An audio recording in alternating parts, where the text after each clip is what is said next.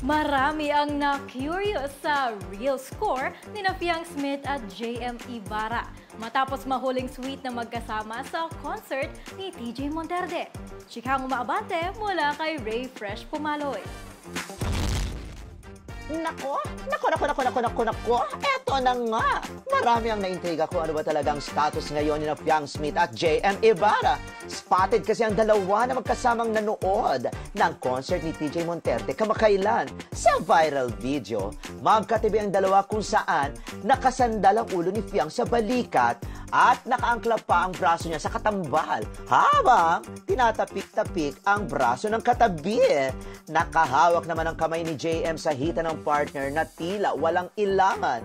Nagpaulan hindi lang ng good vibes ang dalawa, kundi ng sangkaterbang kilig sa mga fanay. Reaksyon nga ng iba, halos mahimatay raw sila sa nakitang sweetness overload ni Fiang at JM. Nagtatanong na hirit naman ng mga naiintrigang netizen, mag-jowa na ba talaga ang dalawa dahil sa kanilang galawan? Jowa ganap raw kasi ang pinakitang romantic galaw ng magka-love team. Marami tuloy ang umuungot na magkaroon na ng movie sina Fiang at JM kahit baguhan pa lang raw. Hay! Naloka din ako sa napanood ko sa dalawa, no? Feeling ko may something na yung tamis ni Fiang at JM. Abangan nyo one of these days, nako, may aaminin na yung dalawang yan. Bet nyo naman, di ba? Charet! Ako si Ray Pumaloy, showbiz ng Abante Radio.